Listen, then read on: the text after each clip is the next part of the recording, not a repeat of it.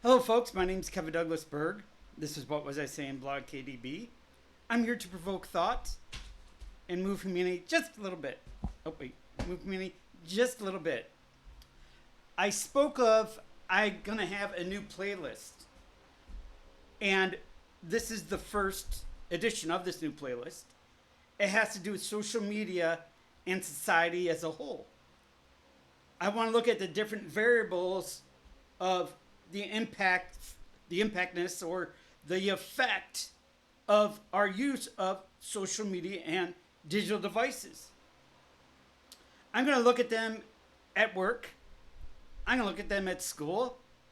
I'm going to look at them overall with relationships and how society has really gone towards this kind of relationship with the physical person at the end of the phone over actually being in front of somebody with no phones. This is very important because this has to do with the birth rate. This has to do with society. This has to do with social disorders. This has to do with mental health. This has to do with overall interaction of people that we might have or not have, and as well as the the the the addiction that we have to what we do with social media, with the phone and everything else. It's as addictive as cocaine. Boop. You know, you get that and I forgot what they called it, but it's the same thing, same illicit kind of response. With that being said, this first part is looking at adolescents and young adults. Then we will look at people middle aged. Then we'll look at older people. We're going to also look at, the impact at work, the impact at school, and the impact between the family unit itself. All right, let's get going. Thank you very much for joining me, by the way. The impact of social media on adolescents and adults. In the digital age, social media has become a ubiquitous part of daily life, especially for adolescents and young adults aged 13 to 20. This demographic has grown up in a world where digital platforms are the norm for communication, entertainment, and information. The impact of social media on this age group is profound and multifaceted, influencing their mental health, social skills, and world views. Recent studies have highlighted the potential negative effects of social media on the mental health of teenagers. For instance, a significant body of research suggests a correlation between high social media usage and an increase in mental health issues such as depression and anxiety. This is particularly concerning given that teens are spending an average of nearly 5 hours daily on social media platforms. The data indicates that 41% of teens with the highest social media use rate their overall mental health as poor or very poor, compared to 23% of those with the lowest use. However, it's still not all negative. Social media also offers benefits such as expanding social networks, keeping in touch with peers, and serving as an outlet for creativity. More than a quarter of teens has expressed that social media is crucial for their creative expression. This highlights the dual nature of social media's impact. While it can be a source of stress and comparison, it also provides a platform for self expression and connection. The disparity in the effects of social media use among teens suggests that the context they use these platforms play a significant role. For example, strong parental relationships and monitoring can significantly reduce the risk of mental health problems associated with social media use, even those among those with significant screen time. Parents are going to play a role. The parents will always play a role. The parents, the environment, the environment. They always play a humongous role. A society continues to grapple with the evolving landscape of social media. It is essential to understand both the risks and benefits. Parents, educators, and policymakers must work together to guide teens in navigating social media responsibility.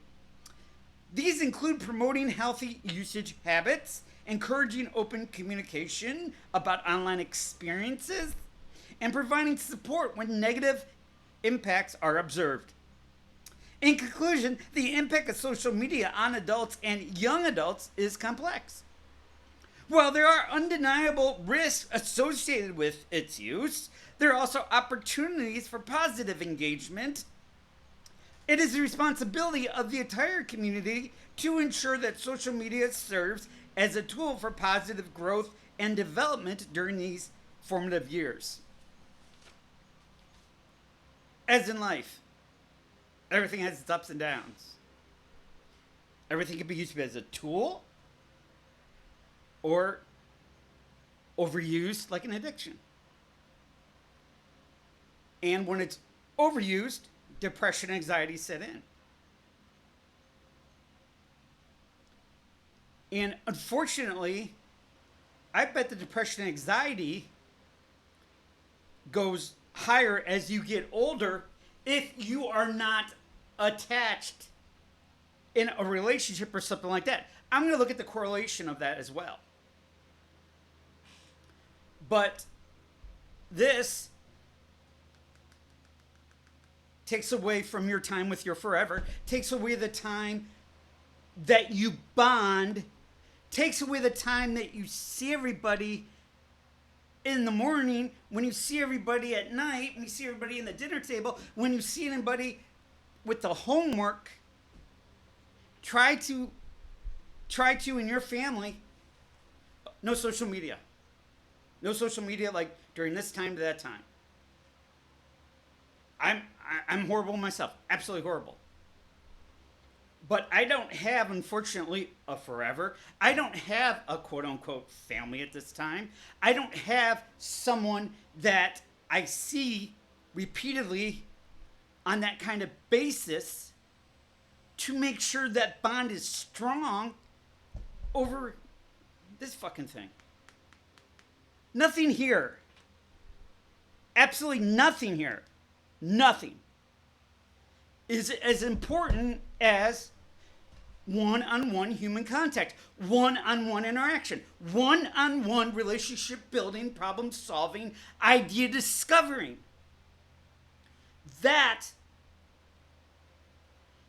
right there is a cause of problems in relationships. It's a cause of problems in families. It's a cause with problems, I'm going to find out, of course, at work. When I say we de-evolved and that made us, our smartphones dumbed us down, that's what I mean. And I'll put a couple reels down there, a couple videos I did about this. What are the conversations we're missing out on? What are the solutions we're missing out on? What are the possible discoveries, the interactions, the relationships, the transformative ideas that will never come to place because we have a distraction box? Because we want the endorphin hit. I'm guilty as you guys are. I am as guilty as you guys are. Addictive personality. I mean, you can look that up, whatever. Yeah, whatever. And living alone, I'm always on it. Living alone, I'm always on it. That is my company. That is my connection. That is a way I don't feel as being alone. Good and bad. Good and bad. Real quick, flip phones are actually on the rise now. People are dumbing down to stop all the distractions. Thank you very much for coming here. So happy you're here.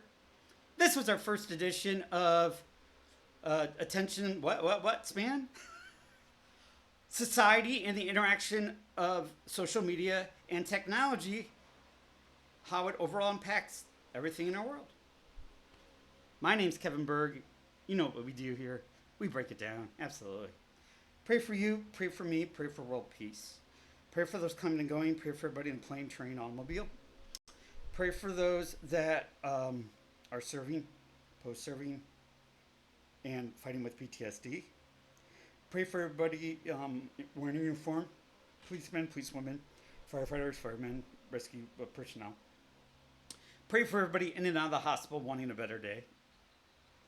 Pray for everybody that does not have necessities like food, water, shelter, clothing, that tomorrow this world is more compassionate than it is today. Pray for those that are going through mental stress, physical stress, emotional stress, psychological distress, and overall hard times in their life, that tomorrow is better than today and they find some relief from the suffering. And pray we're more empathetic tomorrow than we are more than this world is today. And pray for you and me and world peace. Goosebumps. My name's Kevin Douglas Berg. This is What Was I Saying blog, KDB. I'm here to provoke thought and move humanity just a little bit. You folks are the best. God bless. Kevin out.